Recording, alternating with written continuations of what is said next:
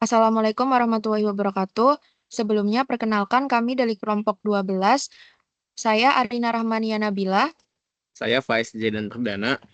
Di sini kami akan mempresentasikan tugas besar algoritma pemrograman kami yaitu aplikasi jual beli.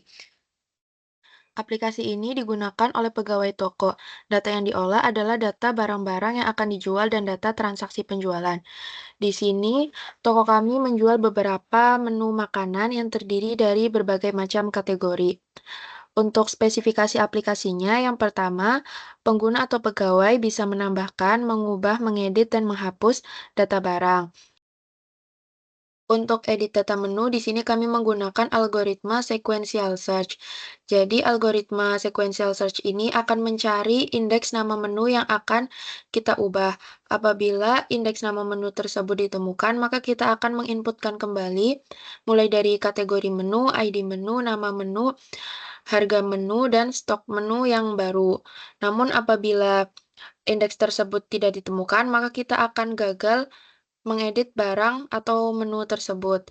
Yang kedua, untuk menghapus data menu juga sama, masih menggunakan algoritma sequential search. Yang kedua yaitu pengguna bisa melihat data barang secara terurut berdasarkan berbagai macam kategori. Sebelumnya di sini kami sudah mempunyai data dummy atau menu awal yang sudah memang tersedia pada program dengan asumsi harga sama dengan harga awal dan keuntungan. Pada prosedur untuk melihat data menu, di sini kita bisa melihat data menu sesuai dengan yang kita inginkan. Kita bisa melihat berdasarkan kategori drink, kategori dessert, atau kategori snack. Yang ketiga yaitu pengguna bisa melakukan pencarian menu dengan kata kunci tertentu. Untuk pencarian menu kita menggunakan algoritma binary search dan sequential search. Untuk binary search ini untuk melakukan pencarian berdasarkan ID menu. Jadi ketika indeks dari ID menu yang kita cari ditemukan, maka akan ditampilkan spesifikasi menu yang kita cari mulai dari nama menu, kategori, ID, harga, dan stok. Kemudian yang kedua yaitu kita menggunakan algoritma sequential search. Algoritma sequential search ini digunakan untuk pencarian menu berdasarkan nama. Jadi ketika indeks nama yang kita cari itu ditemukan, program akan menampilkan kategori atau spesifikasi menu tersebut.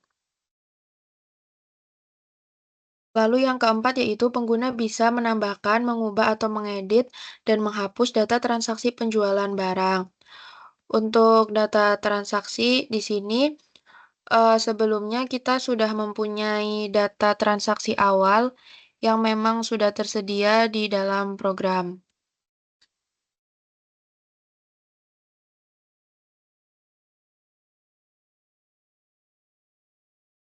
Untuk edit data transaksi, masih sama seperti edit data menu, kita menggunakan algoritma sequential search. Kemudian, hapus transaksi juga sama, masih menggunakan algoritma sequential search. Yang kelima yaitu aplikasi bisa menampilkan 5 data menu yang paling banyak terjual. Di sini untuk menu bestseller itu kita menggunakan algoritma selection search. Algoritma ini akan mengurutkan menu secara descending atau menurun berdasarkan banyaknya menu yang terjual, sehingga akan menampilkan menu dengan penjualan paling banyak hingga yang paling sedikit. Terakhir yaitu aplikasi bisa menampilkan data modal dan pendapatan dari transaksi penjualan. Untuk menu modal ini kita bisa melihat data modal, pendapatan kotor, pendapatan bersih.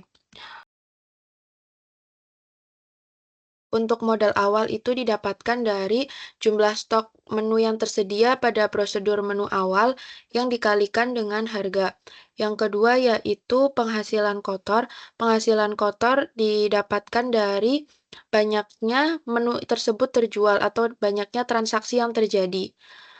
Sedangkan untuk pendapatan bersih itu di sini kami asumsikan untuk harga menu mulai dari 12.000 sampai 15.000 itu keuntungannya 2.000, menu 16.000 sampai 20.000 keuntungannya 3.000, dan harga menu 21 sampai 25.000 itu keuntungannya 4.500, sedangkan harga menu 26 sampai 30.000 itu keuntungannya 500. Maka akan didapatkan pendapatan bersih dari transaksi yang terjadi. Untuk algoritma insertion sort sendiri kami gunakan untuk mengurutkan menu secara ascending atau menaik berdasarkan harga. Fungsi insertion sort ini dipanggil pada prosedur cari menu yang dimana di sini akan ditampilkan harga menu mulai dari yang termurah sampai dengan termahal. Yang pertama yaitu login untuk pengguna, memasukkan username.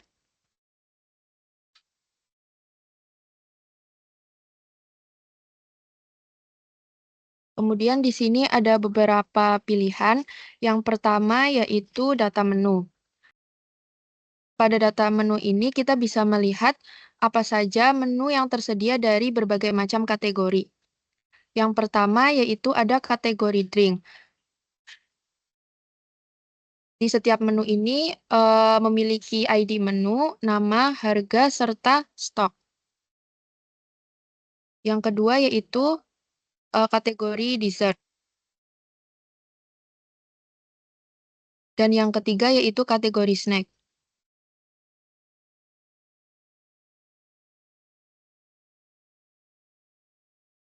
Selanjutnya yaitu fungsi cari menu.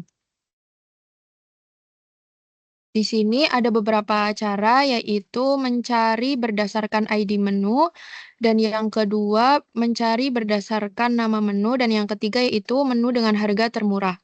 Yang pertama yaitu ID menu. Kemudian masukkan ID yang ingin dicari. Kemudian muncul menu dengan ID 11. Lalu apabila kita ingin mencari menu namun ID-nya tidak ada atau menu tersebut tidak tersedia, maka akan muncul yaitu menu tidak ditemukan. Yang kedua yaitu cari berdasarkan nama menu. Kemudian masukkan nama, contohnya yaitu kentang. Kemudian akan muncul spesifikasi menu kentang. Kemudian apabila nama menu yang kita cari tidak ada, contohnya sosis tidak ada pada data menu, maka menu tidak ditemukan. Yang kedua yaitu harga termurah. Maka akan tampil menu berdasarkan harga termurah. Selanjutnya yaitu fungsi untuk menambah menu. Masukkan menu yang ingin ditambahkan. Yang pertama memasukkan kategori menu. Contohnya kategori drink, karena dari aplikasi ini hanya ada 3 kategori, yaitu drink, dessert, dan snack. Contohnya kita memasukkan drink, lalu memasukkan ID menu yang ingin ditambahkan, contohnya 1, 2, 3, nama menunya teh, dan harga menu contohnya 12.000. Dan stok menunya yaitu 13. Lalu stop. Dan menu berhasil ditambahkan. Lalu untuk mengecek apakah benar menu tersebut berhasil ditambahkan atau tidak, kita bisa melihat pada nomor pertama yaitu data menu. Karena tadi yang ditambahkan itu kategori drink, maka kita cek yaitu nomor 1 kategori drink. Terlihat bahwa menu yang tadi ditambahkan yaitu sudah terdapat pada data menu.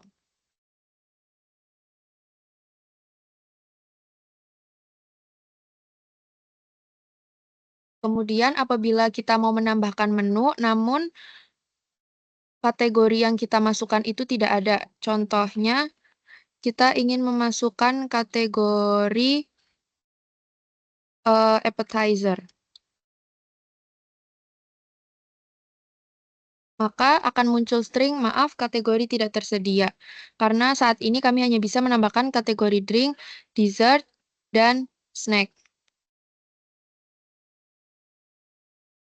Selanjutnya yaitu fungsi untuk ubah atau edit menu. Di sini terdapat data menu yang tersedia, kemudian kita bisa melihat lalu memilih nama menu apa yang ingin kita edit atau kita ubah. Contohnya kita akan merubah puding. Kemudian masukkan kategorinya. Contohnya kita akan mengubahnya dengan kategori snack. ID menunya contohnya 1, 2, 3, 4. Nama menunya kita akan menambah chips. Dan harga menunya 12.000. Stoknya ada 21. Data menu berhasil diedit. Lalu untuk mengeceknya kita bisa lihat di data menu yaitu fungsi nomor 1. Tadi kita mengubah puding yaitu kategori dessert menjadi kategori snack yaitu chip. Maka kita cek di nomor 3. Bisa terlihat bahwa chip sudah ada. Kemudian untuk mengecek apakah pada kategori dessert tadi pudingnya sudah terhapus atau belum. Bisa terlihat bahwa puding sudah tidak ada dan sisa hanya pastry saja.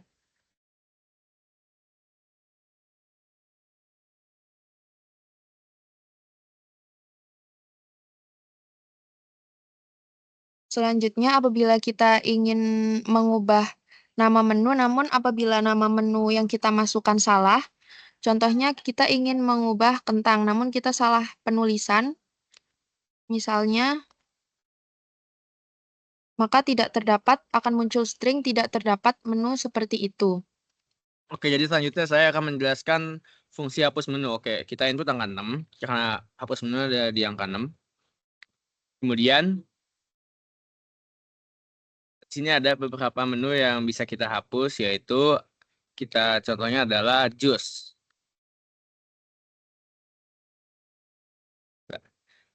Berhasil dihapus, dan bagaimana kita mengetahui jus ini berhasil dihapus atau tidak, kita lihat di data menu.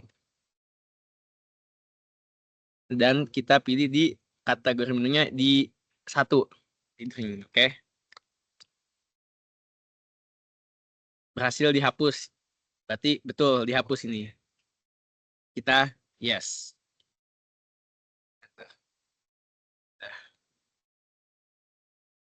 Nah,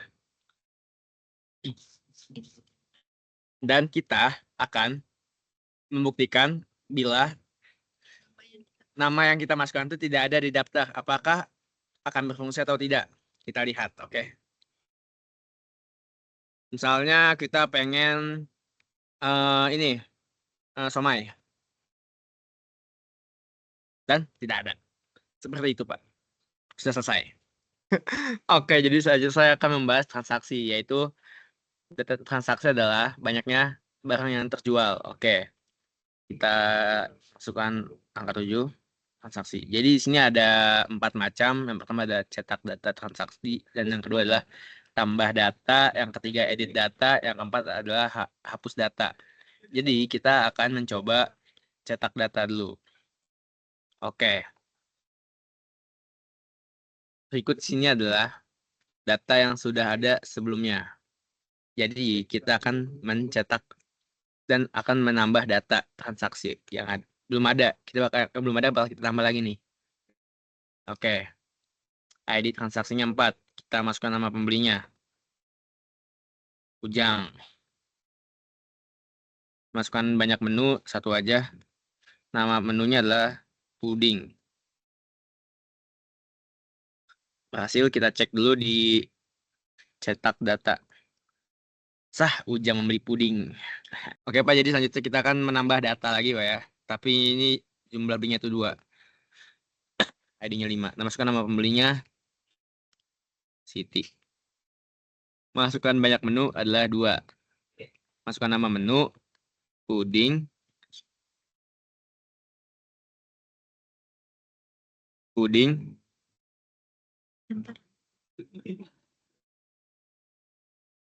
kentang. Data berhasil ditambahkan. Kita cek di cetak data. Ada CCTV membeli kentang. Oke, Pak. Selanjutnya kita lanjut ke edit data transaksi. Kita edit si Ujang, Pak. Kita edit si Ujang, Pak, ya. Kita masukkan angka 4. Lakukan beli 1. Masukkan nama pembeli. Ujang. Yes. Oh ya. Masukkan nama menu. No.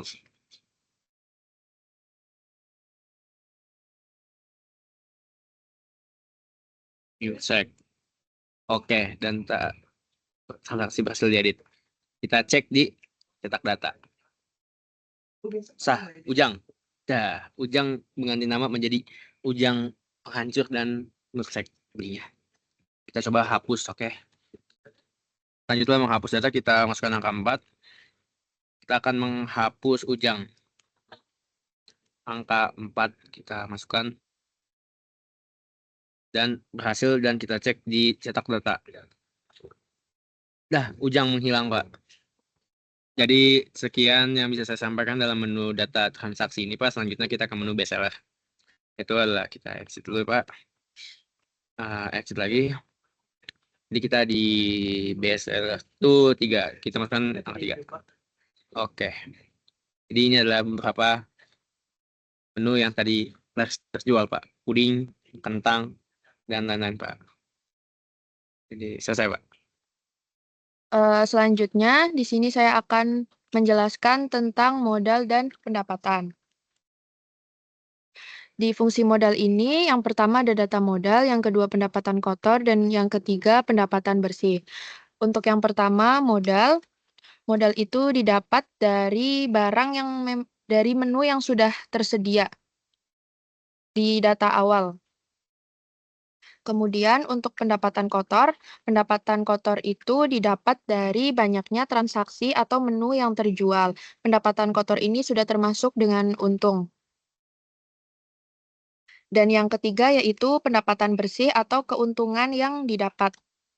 Jadi berdasarkan data transaksi yang tadi sudah ada atau transaksi yang terjadi, data bersih pendapatan bersih atau keuntungan yang diperoleh yaitu sebesar 14.000.